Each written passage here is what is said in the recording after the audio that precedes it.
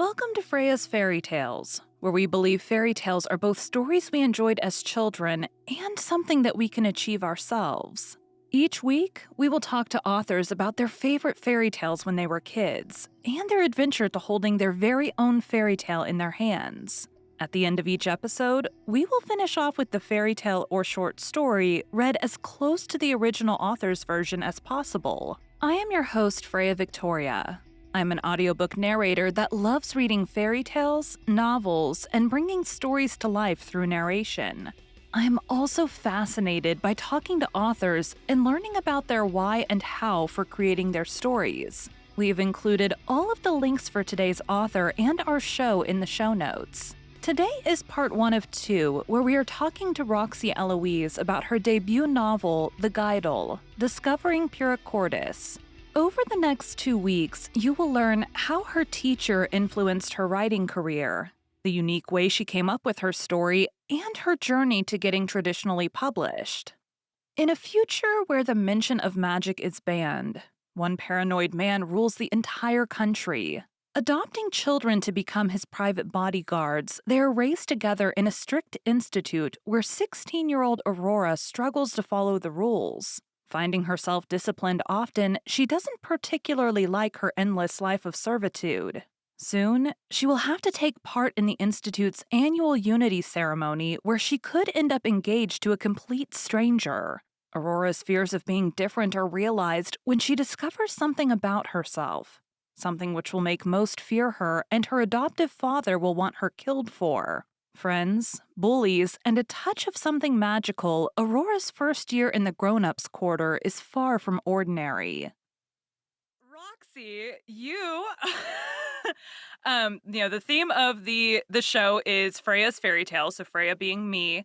And that's twofold. It's one, fairy tales when you were a kid growing up, what you liked to either watch a movie of or what you liked to read or whatever the case may be as a kid's book, or maybe you liked the creepy versions as a kid, whatever. And also in the, once you've written a book and had it published or self-published or whatever the case may be, that's also, if you've gone through all the time to write a book, that's got to be some kind of a fairy tale for you getting there. So what was your favorite fairy tale to listen to, watch, read as a kid? So my favorite fairy tale actually changed from when I was a child to when I was a teenager, and I think it was possibly because my mind was a little bit more simple when we're children. So what interested me as a child was completely different to what interested me as a teenager. Mm-hmm. And my favorite fairy tale as a child was Rapunzel. And the thing that used to intrigue me about Rapunzel was fascinated me was the length that she could grow her hair.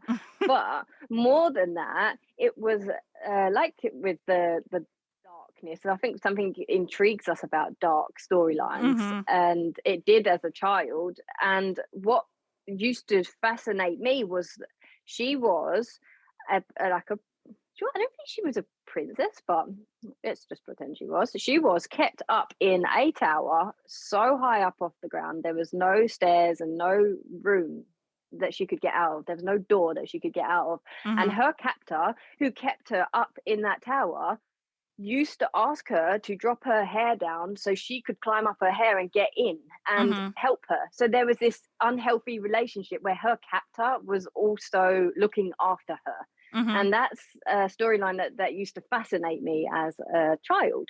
Mm-hmm. But then growing up, it changed, and my favorite fairy tale became Beauty and the Beast. Yeah, that's my favorite one too.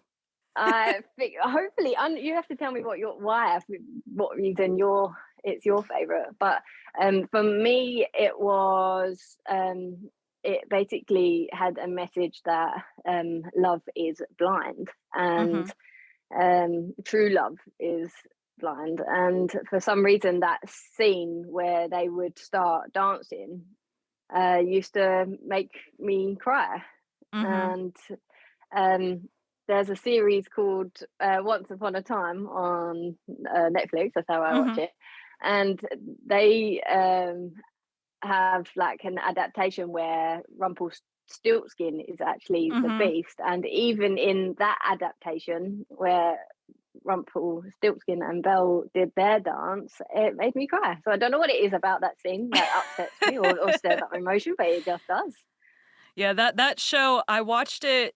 I waited until, it was one of those shows where all of my friends on social media that had watched it went on and on and on about it, and I was very, very hesitant because 'cause there's been a lot of times where shows or movies have come out, or books even, that everybody talked about, and then you read it and it's just a letdown, and so I waited Hmm. until, like, 4 seasons in before I decided to even watch 1 episode, and then I was like, I don't remember if my husband was out of town or what happened, but I'm like, we're gonna watch an episode and we're just gonna see like what all the hype is about, if it's actually that good.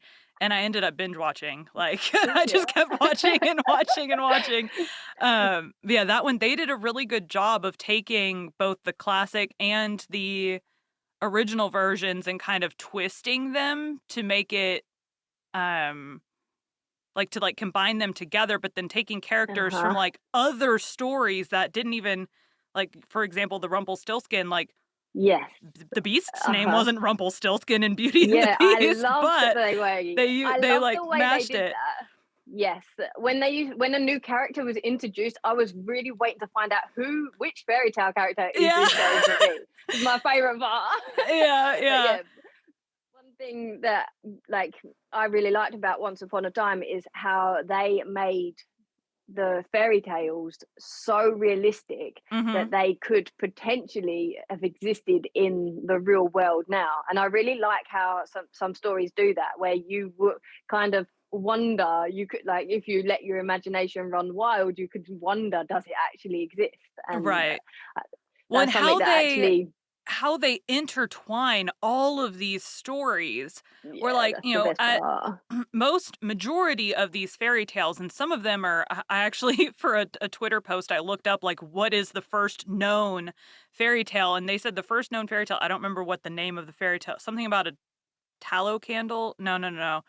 I don't remember what the story was, but it's like 6 to 7,000 years old. This story has been like Wow. circulating and developing, and that's just the first, like, one that there's written record of, so there could be, Hmm. other ones older than that, we just don't have a written account of Yeah, it. not Um, popular. Yeah. yeah. So, but a lot of those stories were written for some kind of a moral purpose, so I Hmm. don't know if they were just darker back then to scare the hell out of these Hmm. poor kids or what the case may be, It's but what fascinates people. I think yeah. for some reason dark storylines they do intrigue us for some Which is reason. why, crime podcasts do so well and crime shows do Exactly. so well because it's for me, I love those kind of things, but I'm not in it for the like my mom used to always joke with my dad, like if I ever like die or go missing, it's because he watches all these crime shows to learn how to do it. I'm more fascinated by the how they solve it part of it. Um, but it's still the Yeah. a little bit of a dark fascination, I Yeah. guess. Like how can another human being do that? That's Yeah. what's like mind blowing for me. I'm like, how does anybody have what it takes to do that? So your fairy tales changed over time. At what age did you start thinking, I want to write stories or being a writer would be cool or Mhm. whatever it was that started you thinking about it? So growing up, I lived in my imagination. I had a younger brother that's a similar age to me, and my mum had horses, so she would let us basically run wild up the stables, and we would play the same game where we were both the characters. We would adopt the same two characters. I'd be one, he'd be the other. And we were the characters in the story. And Mhm. the next day we would basically like continue where the story left off. And Mhm. one day we would be bank clerks and one day we would be shop owners. And it was just always, the story was always changing, but we were the characters. So I had such a strong imagination. I was always, once I grew older and it was no longer acceptable to play anymore, Mhm. I started continuing the story in my head, Mhm. and I would literally imagine the characters, the lives, their dialogue, and I used to think, "Oh, I really should write this down. I really should Mhm. write this down." But these stories in my head, I was always kind of living in my head. I think it was a bit of a coping mechanism. It was definitely escapism. Mhm. Um, I thought for some reason that authors were born knowing that they could write a book from start to finish. Mhm. And I didn't know that. So Right. I kind of wanted somebody to tell me that I could do that. Mhm. So I didn't really write stories down unless it was a school assignment. And it wasn't until secondary school Mhm. that I got given an assignment, and it was to write a short story. And I loved absolutely everything about it. And I thought, okay, Mhm. there was this one sentence in this story that I was so impressed with that I thought, if I'm supposed to be a author, if I've got what it takes and I can finish a book from start to finish, my Mhm. teacher is going to be able to tell me, and it's going to be from this one sentence that I was so impressed with. Well, she did notice the sentence, and she told me it was unrealistic. Mhm. And so I thought, okay, so I haven't got what it takes to Right. be an author. So I closed my notebook and I did not write for 15 years because I Not didn't have what it anything? takes. Nothing. Nothing. And not even did I not write anything for 15 years.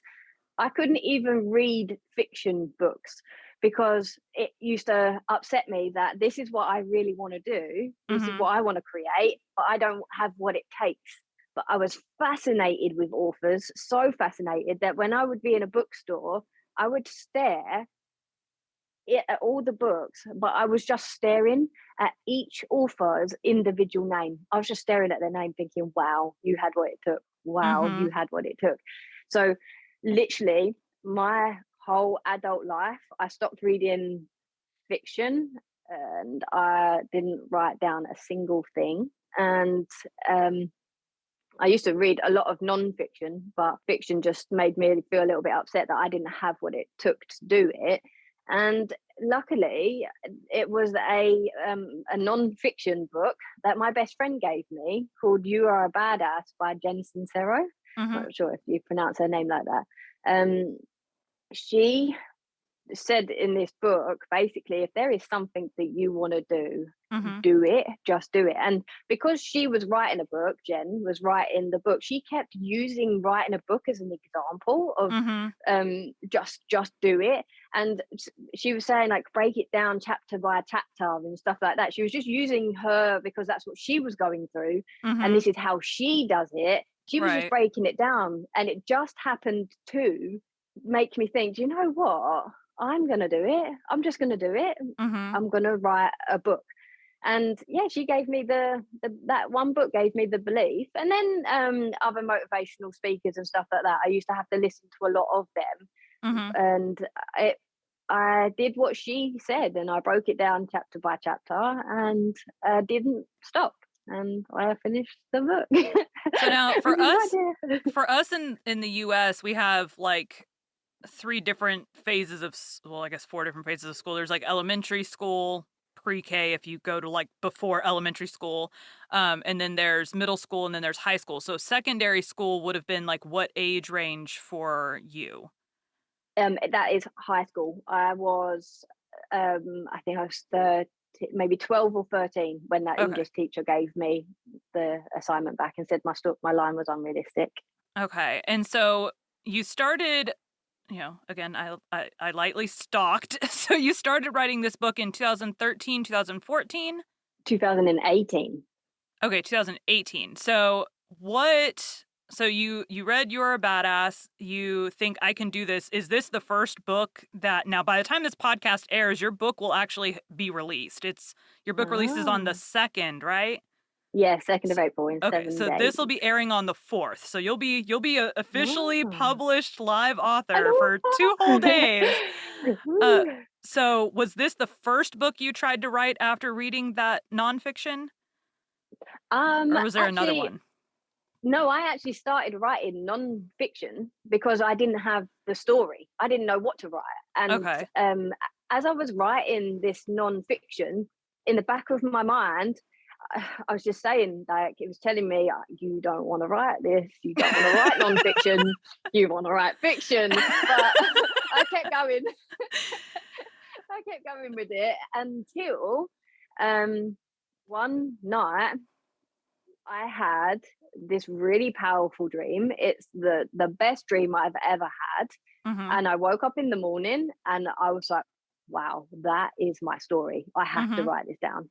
And so my antagonist, my protagonist, and the setting, the institute, Mhm. it all came from my dream. And I woke up in the morning, and what was being repeated at me during my dream was, if you don't act like everybody else is, because I was me in the dream, and it was really quite scary because, as dreams are, everything feels real. So I Right. was put into this institute, and everybody's acting the same way, and everyone seems to know what they're doing, and I didn't, because I've just appeared in this institute. Like, wow, where am I?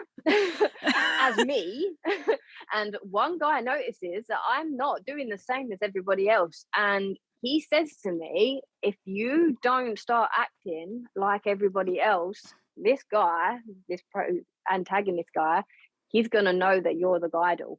Mhm. So the whole dream was spent trying to anticipate how I was supposed to act, and who I was supposed to be, at one point, even in the dream, the antagonist, he detects something in me that I'm not acting right, and he comes right in my face, and he's applying pain to me, and he's staring right in my face. He's so close to me, and I'm trying to, I don't know how to act in the situation. I was thinking, like, how would everybody else act? So I just Mhm. pretended it wasn't hurting me, Mhm. and apparently that was the correct thing, and he backed away.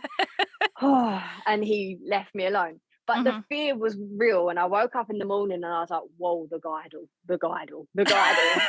And luckily, my publishers allowed me to keep the title of my book. So, in your dream, did any of the characters have names in your dream, or was it just kind of like nondescript people?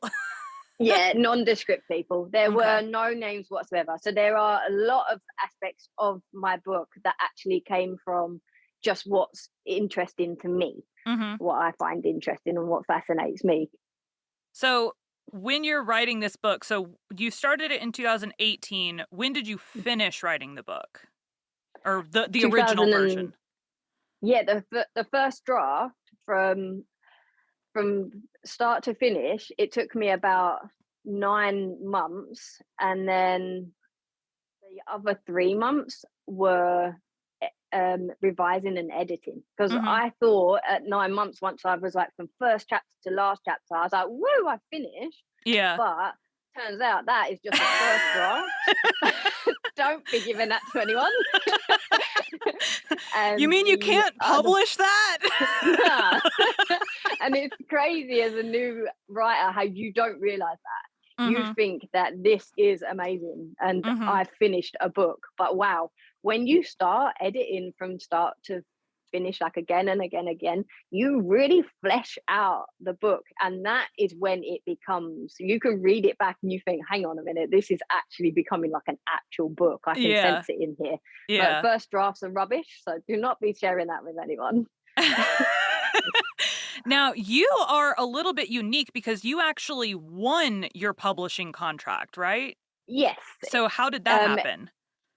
um, in a sense, it's kind of winning. It's a quarterly event on Twitter Mhm. where you have to write an elevator pitch in a tweet, which is like 160 characters. So you have to Mhm. be really clever into like how you're going to write this tweet, and Right. how you're going to like grip the agent or the publishers. Mhm. And it is put out amongst hundreds of thousands of other people doing the exact same thing. Mhm. And if a agent or a publisher, they like your tweet, it's called Pitmad, I'm not sure if I mentioned the competition.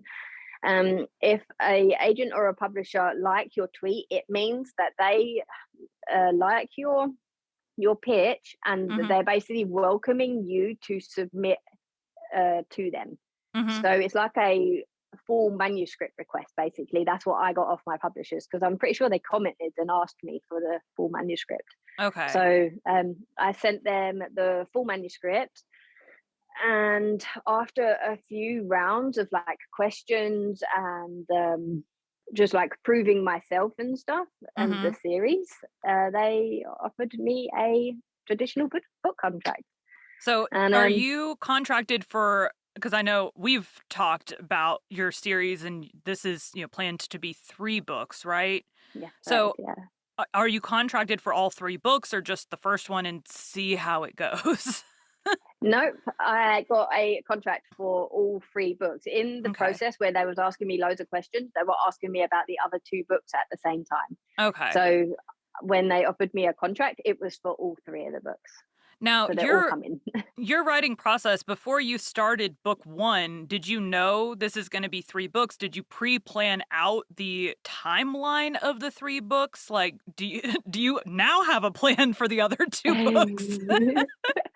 um, so I You don't have to was give at like, the spoilers or anything like that, but just like yeah, no.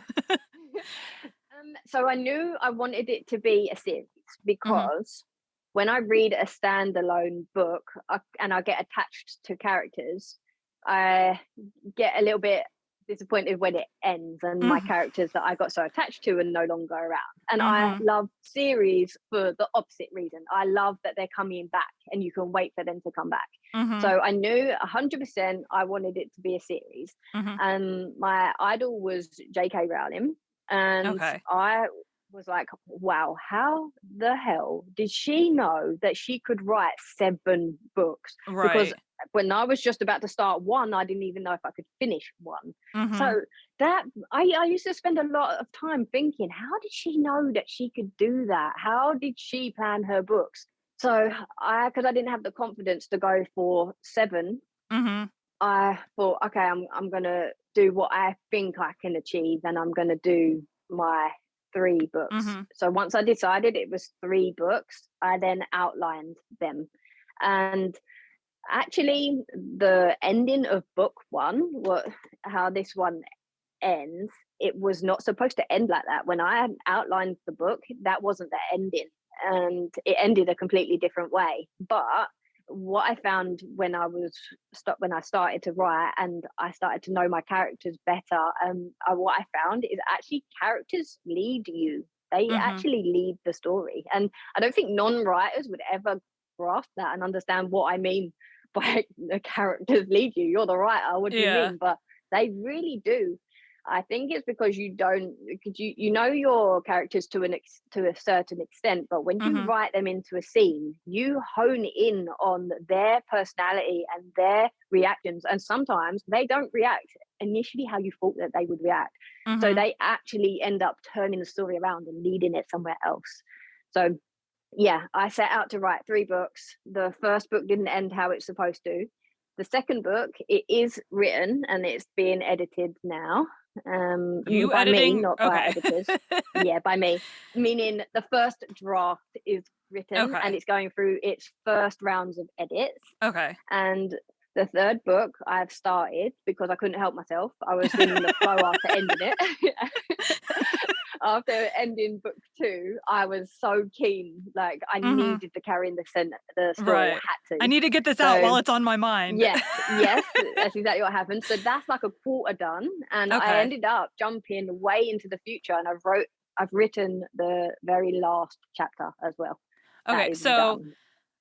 as someone who reads a lot, so your book is in like YA fantasy dystopian group, and as Mhm, someone who reads a lot in that genre, a majority of the ones that at least I've read are 3 book series for that genre. Now, obviously there's other ones that are longer and shorter, but mhm. that's I've read a lot that are 3 book series and then they finish it off or they start, another one down the road with another main character or whatever.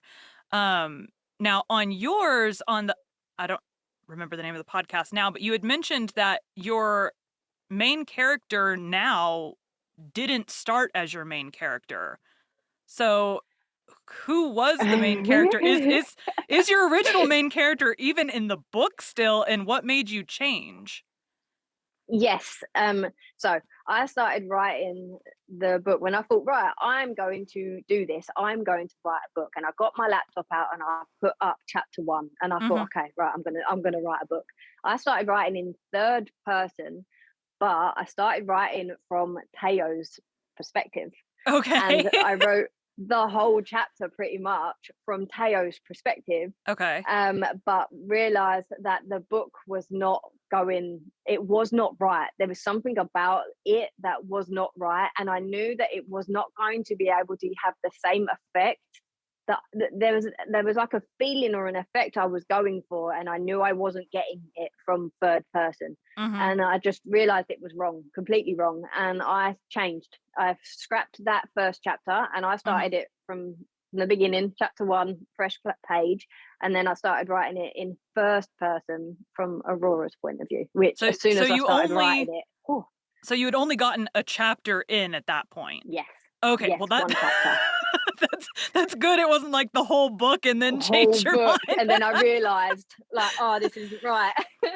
No, I could tell as I was writing it, it just wasn't right, and something about it.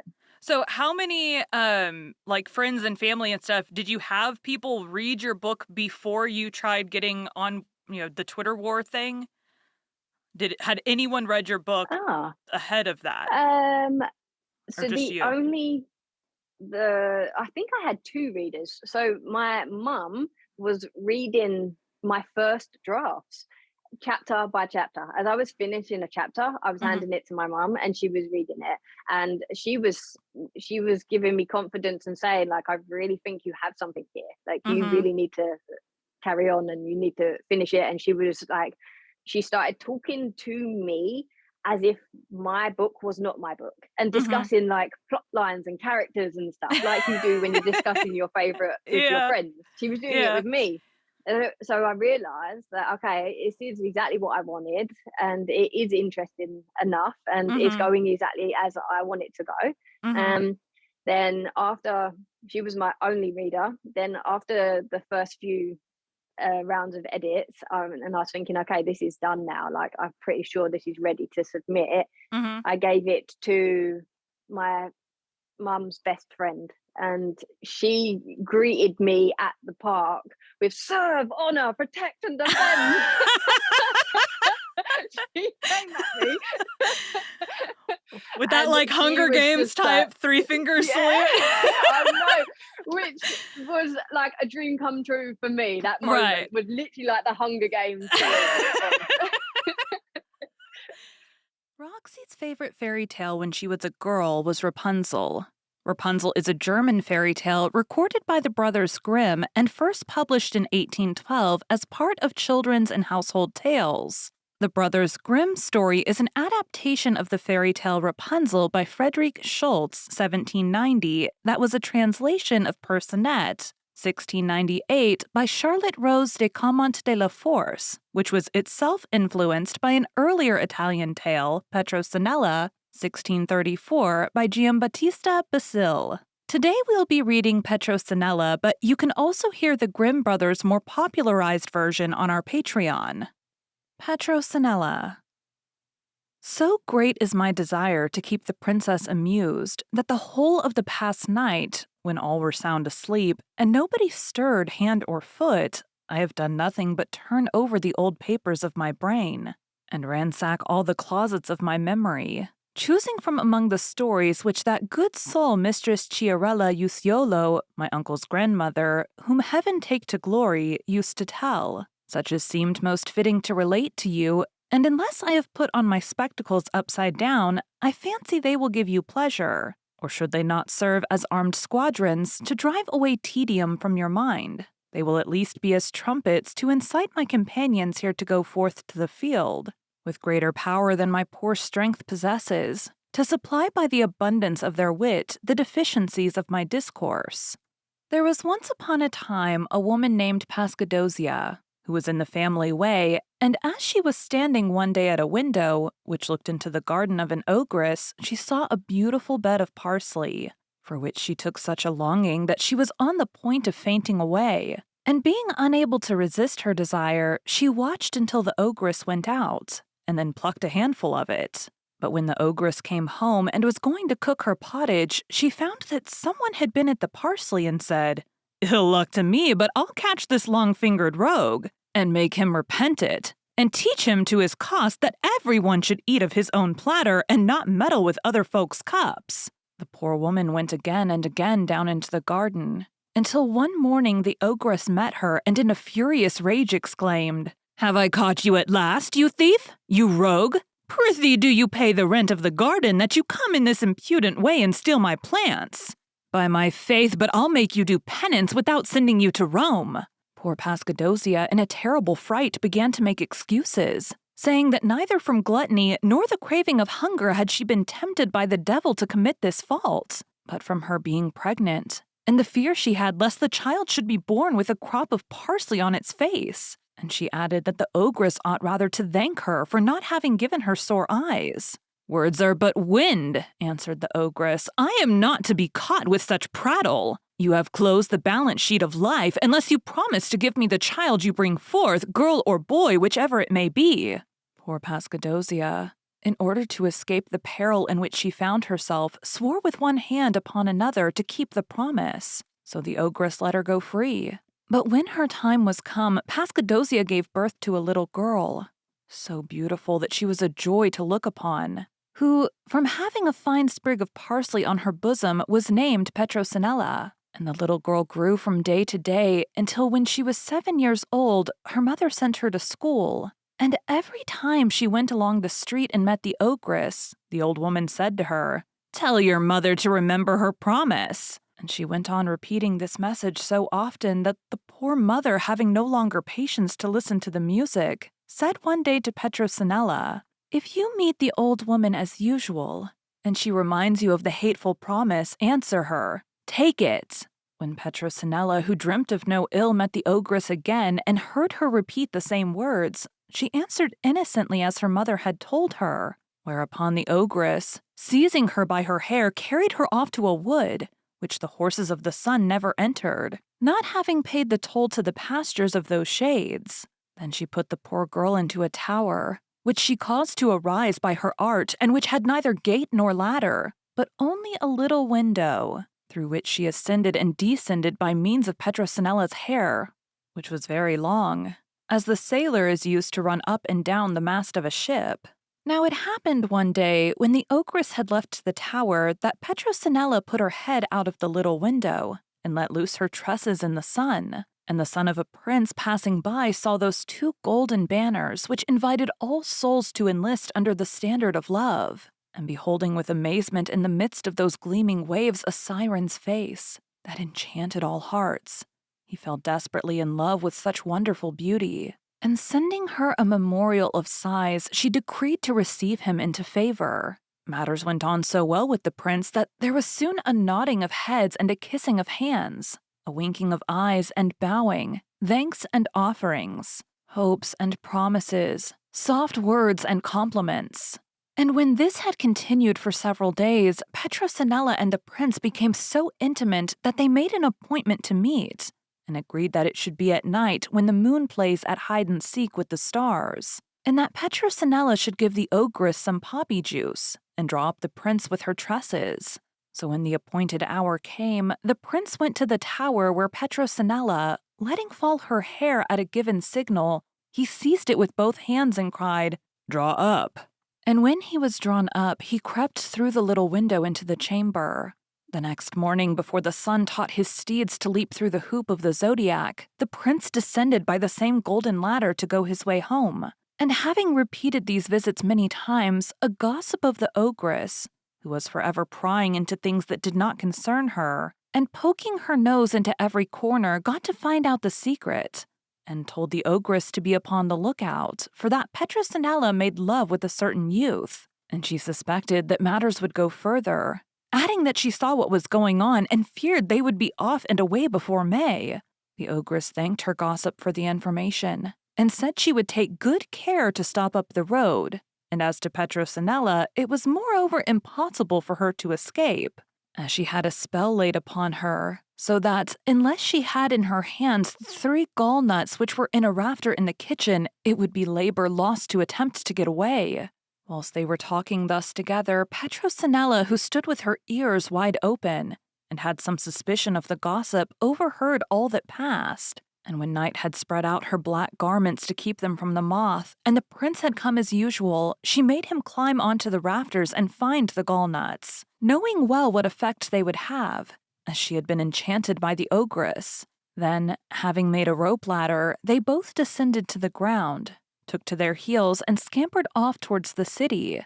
But the gossip, happening to see them come out, set up a loud halloo, and began to shout and make such a noise that the ogress awoke. And seeing that Petrosinella had fled, she descended by the same ladder, which was fastened to the window, and set off running after the lovers, who, when they saw her coming at their heels faster than a horse let loose, gave themselves up for lost. But Petrosinella, recollecting the gall nuts, quickly threw one on the ground, and lo, instantly a Corsican bulldog started up. Oh, mother, such a terrible beast, which with open jaws and barking loud flew at the ogress as if to swallow her at a mouthful. But the old woman, who was more cunning and spiteful than the devil, put her hand into her pocket, and pulling out a piece of bread, gave it to the dog, which made him hang his tail and allay his fury.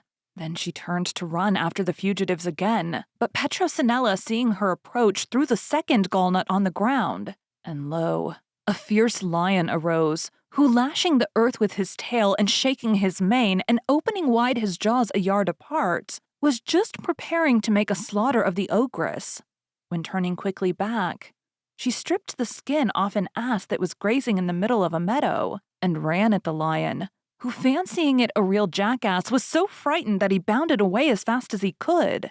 The ogress, having leapt over the second ditch, turned again to pursue the poor lovers, who, hearing the clatter of her heels and seeing the cloud of dust that rose up to the sky, conjectured that she was coming again. But the old woman, who was every moment in dread lest the lion should pursue her, had not taken off the ass's skin, and when Petrosinella now threw down the third gallnut, there sprang up a wolf, who, without giving the ogress time to play any new trick, gobbled her up just as she was, in the shape of a jackass. So the lovers, being now freed from danger, went their way leisurely and quietly to the kingdom of the prince, where, with his father's free consent, he took Petrosinella to wife. And thus, after all these storms of fate, they experienced the truth that 1 hour in port, the sailor freed from fears forgets the tempests of 100 years. Zeza's story was listened to with such delight to the end, that had it even continued for an hour longer, the time would have appeared only a moment. Thank you for joining Freya's Fairy Tales today. Be sure to come back next week for the conclusion of Roxy's journey to holding her own fairy tale in her hands, and to hear another of her favorite fairy tales, Beauty and the Beast.